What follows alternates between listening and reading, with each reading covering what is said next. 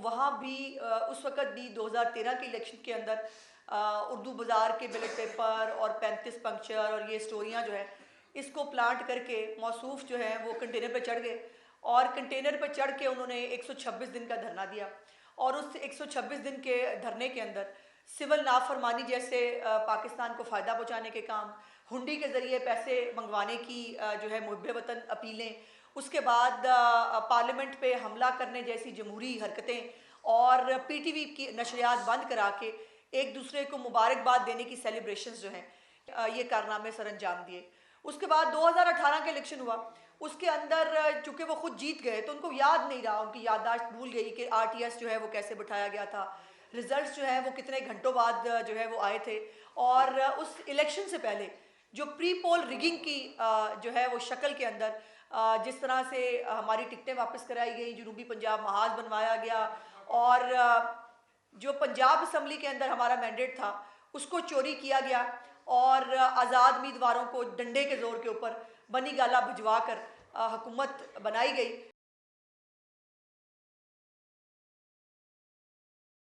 अब जब 2024 का इलेक्शन आया है, अफसोस की बात यह है कि जब से ये तहरीके फितना फसाद पाकिस्तान की सियासत में आई है तो अगर ये हुकूमत में हो तब भी दहशतगर्दी करते हैं। जो दहशतगर्दी इन्होंने पाकिस्तान की इखलाकी इक़दार के साथ की वो भी दहशतगर्दी है। जो दहशतगर्दी ये पाकिस्तान के सियासी मुखालफीन के साथ करते रहे वो भी दहशतगर्दी है। जो दहशतगर्दी इन्होंने ज़कात खैरात खाकर और पाकिस्तान का ख़जाना लूट कर दहशतगर्दी की वो भी दहशतगर्दी है।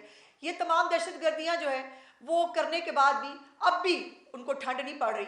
और एक अजीब बात है, उमर अयूब साहब हो या गंडापुर, वो अपनी तरफ से पीएम सीएम बने हुए हैं, क्योंकि ये समझ नहीं आती, कभी कहते हैं हुकूमत बना रहे हैं, कभी कहते हैं हुकूमत नहीं बना रहे।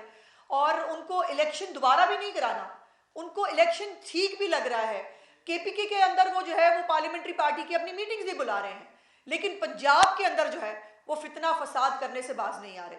अब जो कमिश्नर रावलपिंडी का जो एक फ्लॉप ड्रामा और फ्लॉप स्टोरी थी, उसके बाद पेश खिदमत है जी कल रात को एक नई प्लांटेड स्टोरी जो है वो तजवीज़ की गई। और वो प्लांटेड स्टोरी थी कि वो जो इमरान खान ने टिप दी हुई थी ना 2013 के इलेक्शन में उर्दू बाज़ार के बैलेट पेपर, वो जाहिर है जब कमीशन बना था 2013 के इलेक्शन के अंदर तो उस कमीशन ने साबित कर दिया था कि ऐसी कोई रिगिंग नहीं हुई थी, ना कोई बैलेट पेपर कहीं छपे थे।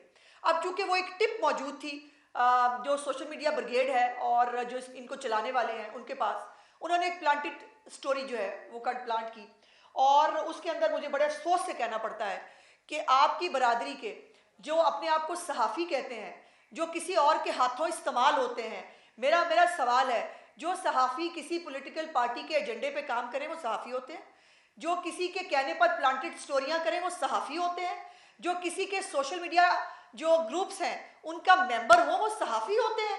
और फिर वो इस्तेमाल होने के बाद वो बड़ी ढिठाई से वो जो प्लांटेड स्टोरी है वो अपने सोशल मीडिया अकाउंट्स पे तो नहीं लगाते, अपने यूट्यूब चैनल्स पे भी नहीं लगाते, अपने फेसबुक अकाउंट्स पे भी नहीं लगाते, लेकिन वो मुख्तलिफ चैनल्स के पास लेके जाते हैं कि इसको चला दें, ये प्लांटेड स्टोरी चला दें।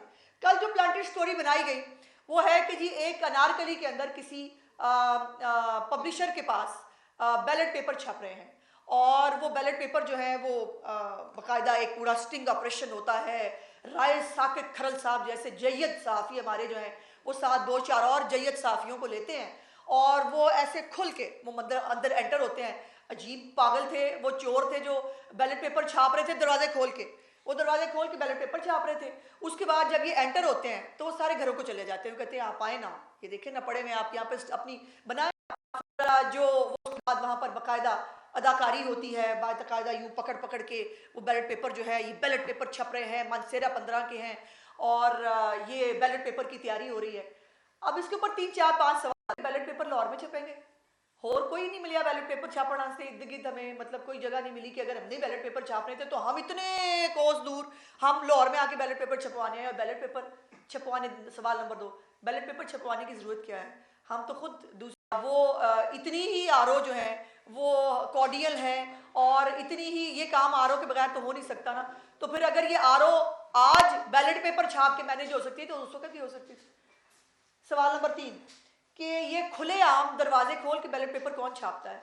ये जिसने ये काम करना होता है, क्या वो खुलेआम दरवाजा खोल के कहते हैं कि अच्छा? फिर वो मजे की बात यह है कि कहा बताया जाता है कि राय साकब साहब कह रहे हैं मुझे किसी ने बताया, यानी पहले जो आए उन्होंने भी देखा बैलेट पेपर छाप रहे हैं, उसके बाद वो इनको लेने के लिए गए, फिर इनको लेके आए, फिर इनके सामने भी बैलेट पेपर छाप रहे हैं। मतलब कमाल है कि खुदा का वास्ते को नमक बहुता पै गया स्टोरी च, या तुसी जड़ा मिठा बहुता पाता और वो कौड़ा हो गया है, और वो कौड़ा होकर पूरी दुनिया ने देख लिया है। उसके बाद सवाल नंबर 5 ये है कि जब आपने वहाँ पर ऑपरेशन फरमा लिया तो फिर आपको उन्होंने कुछ नहीं कहा? उन्होंने उनकी इतनी बड़ी चोरी पकड़ी जा रही थी, आखिर उनको बहुत बड़ा किसी ने दिया होगा ना, ठेका दिया होगा ये काम करने के लिए। उन्होंने कुछ नहीं कहा, उन्होंने कहा नहीं ठीक है आप आ गए, आप हमारे मेहमान हैं, आप आएँ, सो बिस्मिल्लाह आएँ, आके यहाँ फुटेज बनाएं। वो उनको कुछ नहीं कहते, वहाँ पर उनको बाकायदा शूट करने के लिए एक आता है शूट करने पर, दूसरा आता है शूट करने, और वहाँ पर शूटिंग होती है। उसके बाद सवाल नंबर 6,